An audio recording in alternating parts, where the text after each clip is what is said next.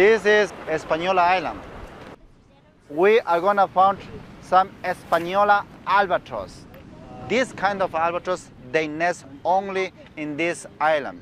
But if he opens his wings, I'm sure that we're... Look at the wavy patterns on his tail. That's the reason they got the name. Moving the neck from left to right. One of them has a kind of a slight wider head with a big eyebrows. That's a male.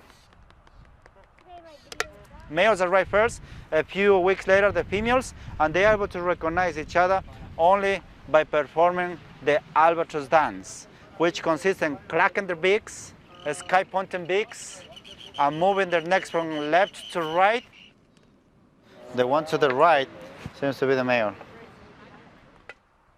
Where you can see the male is leading the way, and she will respond.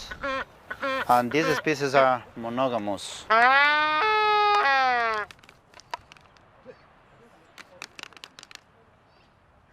They have to coordinate so well because that is going to be the way they recognize each other. They are just returning. This is the beginning of the season.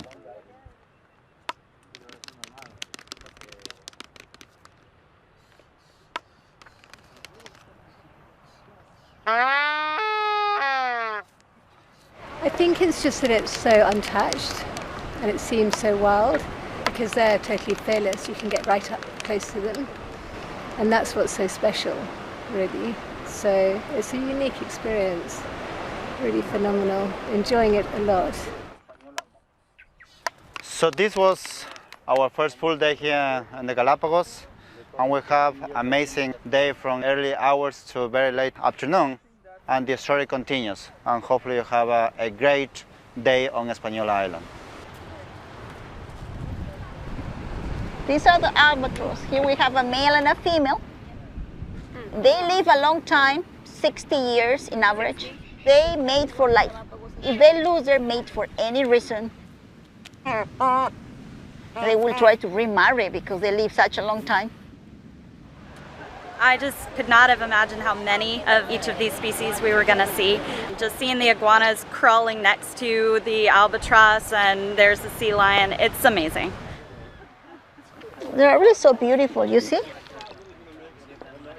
The albatross, when they court, they do build fencing. But for them it's important to keep the bond of the couple here on land, because while they are out in the ocean, there is no contact of these animals, so this is the time. So it's a short period of time to show affection. Yeah. Look, they form like a heart, you see? Yes. It was an amazing day, full of memories and moments that are going to last a lifetime. Looks like a wing bone or something at the bottom. So today we are on Genovesa Island. In this particular season of the year, the frigate birds are displaying their mating behavior. And the males on the breeding season, they will inflate that pouch in order to attract the females. It's the male who builds the nest, and when the nest is ready, they will sit on the nest, open the wings, inflate their pouch, and sing and dance for all the females that cross by.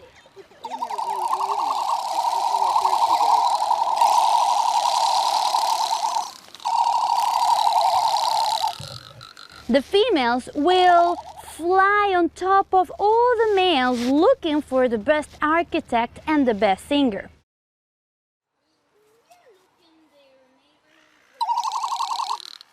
I was thinking, thank goodness we chose this week to come to this island because it's amazing, really amazing to see these frigate birds with their red maleness. You know, it's just incredible. To watch them do the dance is like once in a lifetime, in a lifetime. I'll take away what an ecologic wonder the Galapagos are and how far-sighted the people were that made this a national park and looking after it and rehabilitating it and keeping the life here, because it's incredible. It's absolutely unbelievable. Listen to that. There must be a girl flying by.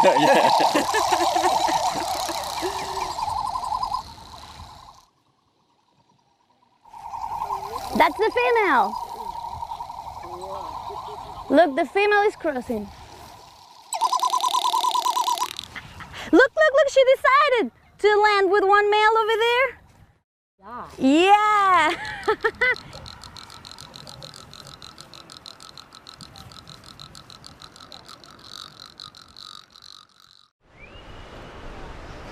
How do you photograph boobies? Okay?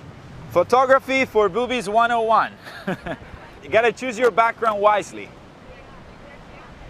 Actually, I don't recall the last time I saw boobies mating on this island. Blue-footed boobies. Wow. Because they're quite rare. You know, there are only 4,000 blue-footed boobies that have been recorded in the Galapagos. Notice that her tail is up as well, meaning that she's ready for copulation. And you thought that you could only watch this in National Geographic, see? This is why we travel where we travel. It's incredible how lucky we've been this afternoon. We came on the right time, right place. Now there is some copulation about to happen. It's pretty much what allows that blue to happen. It's structure. So the collagen, of course. Well, he has a nice ocean view. Look at that. It's probably, yeah, that's it. That's it. Yeah. They do it multiple times. So the whole sexual selection here is around the color of the feet, not the dance. You have the male and the female there. Notice that the female is significantly larger than the male. They incubate with the feet. So he's simply showing the female, I have feet that are large enough to incubate the eggs that you will lay. The feet are really blue, and we got to see them interacting, and it turned out that they were doing a mating dance, and then they actually mated. It was just amazing.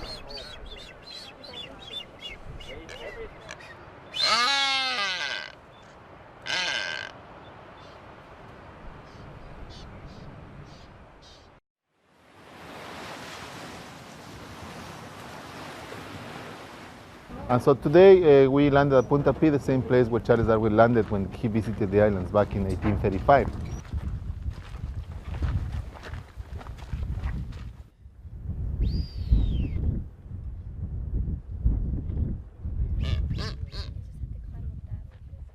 Now we're lucky at this time of the year because both the red-footed and the blue-footed boobies are nesting, so we'll be able to see the chicks.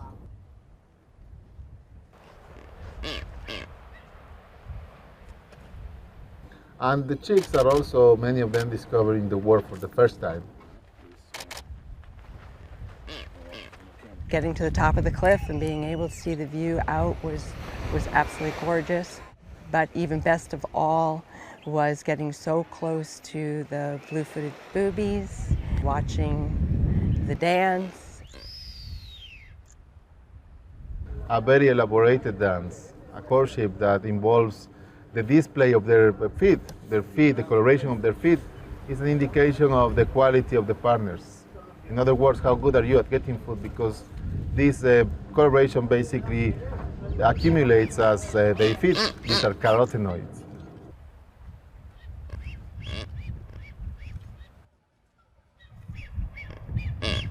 What was really special today was to see these courtships. So I've seen a few of them, but not such a long one and such a display. Thank you very much. So every time we come back, we see something different, something special.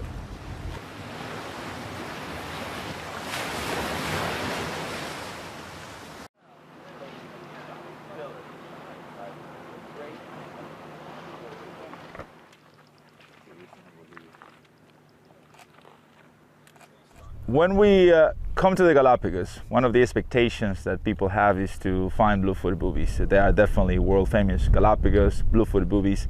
And to be honest, it's quite rare to see them today. There are around 4,500 of them left in the Galapagos, and the whole Eastern Tropical Pacific, they don't seem to be doing very well. So when we see them, we get really, really excited. And there are only a few times of the year that we get to see the beautiful dance. This incredible courtship in which the male lifts up his feet to impress the female, spreads the wings, whistles. The female walks around the male walks around the female.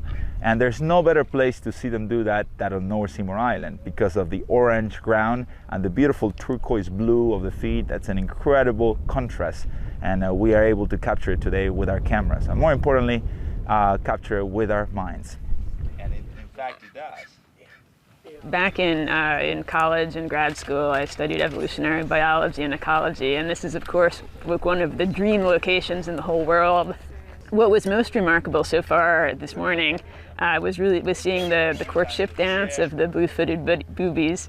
That was really spectacular, and they were just a couple meters away from us, and the male, he was really making a really solid showing, I thought, and just wasn't quite enough. But that was phenomenal, and I feel really lucky to have seen that. And the naturalists have been fantastic so far. I'm looking forward to getting to know more of them. But they are sort of full of all kinds of natural history facts and depth and personal stories about their experiences while growing up in the Galapagos. And it's great that sort of so many of the guides are local and can bring that extra depth and personal experience to the stories they're telling to really make the place come alive.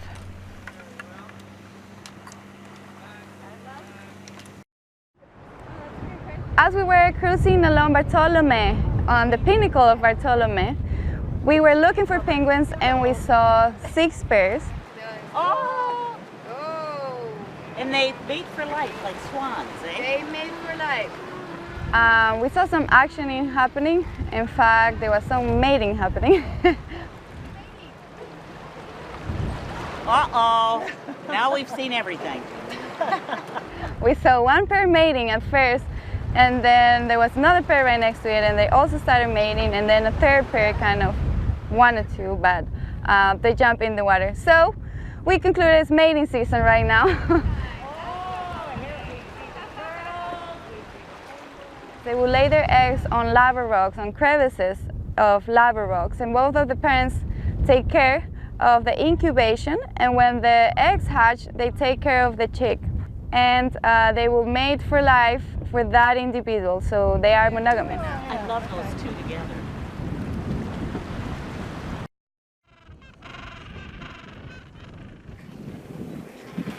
Gentoo penguins build nests of small stones, and they're obsessed with stone collecting. We'll see it as a behaviour throughout the breeding season. They'll be getting ready so that when they arrive back here in October, November, they don't have to spend time on finding a nest site. It's also part of the pair bonding rituals. It's like bringing flowers home. It's like saying, "Hi honey, here's a stone. I'm still committed, and look, I'm going to put a stone on the nest," and that's their way of saying, you know, they're still going for it.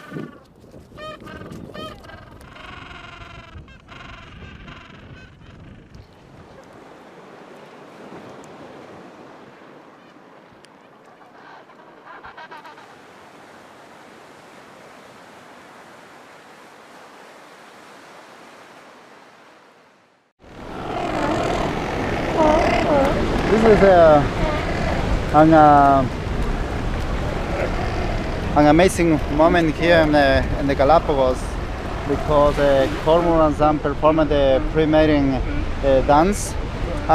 We know that it happens, but to be right in the right moment, I think that is a privilege. We can see a few of the cormorants. They are performing, you know, kind of kissing, touching their necks. So I'm pretty much optimistic. If we are lucky, we may see a bit more action. Oh, it was super cool. Yeah, their necks. They kind of were acting like swans, the way they would curl up their neck. Yeah. And there were the 2 pairs, and then the other male kept coming up. So the male with the female had to keep trying to get him away from the female. Yep. And this battle went on and on. So they could never really finish what they intended to do, because he had to keep getting rid of that other male who was trying to encroach. Well, those baby sea lions were like, you know, the kids who are screwing up the parents' love life. And so what you saw just then was hours spent trying to, or we assume hours spent trying to get together, and every time they were just about there, the sea lions came in, and it was no skin off the sea lion's back, so to speak, but it definitely had a population reduction exercise for the flightless cormorants. I thought the way the seals were chasing the cormorants was really funny. No, kind of messed it up though for the two that were sort of getting ready to get it on. Yeah, talk about coitus interruptus. Yeah. Was that appropriate for me to say on film? So I feel bad for them, you know, but having 4 kids of my own, I get it. They show up at odd times.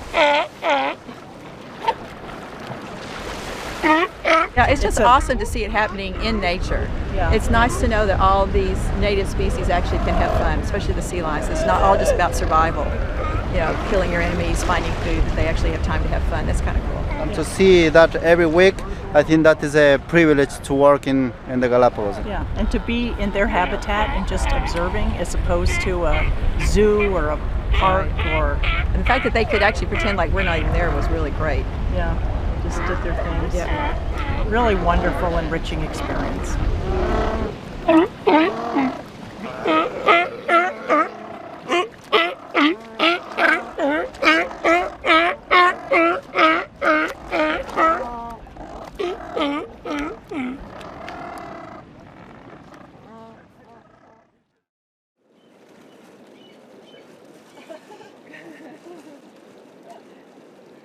For me, the highlight of this afternoon was to see the pre-mating dance of this couple of salilifid crabs.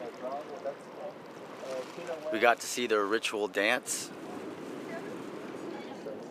The way that they come together was very unique. The crab sort of flips and then they mount each other, almost looking like one weird big crab for a moment. To be honest, I was not expecting they are gonna mate right in front of us.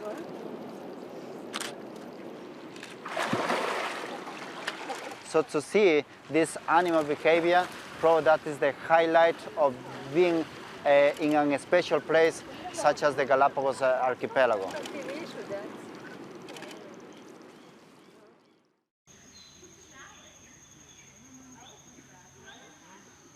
I think it's the amount of animation in the neck and the head for creatures that don't move much. It's that they seem very alive with the neck and the head.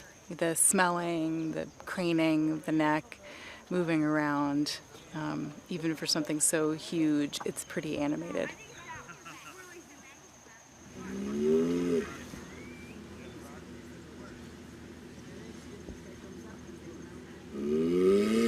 Okay, we are very lucky today because it's the breeding season for the giant tortoises, so they are actually mating at this point. And this usually happens down below, about 15 miles away from here, but today we're very lucky that this guy can't wait.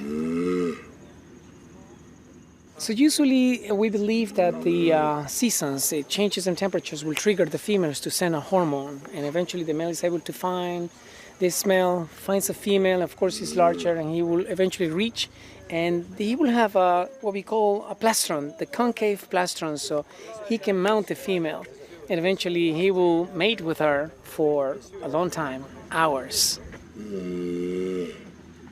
It feels like out of a movie, Jurassic Park, to see these incredible animals just moving through a field. It doesn't seem real. I don't know how I can describe it because there's nothing to compare it to.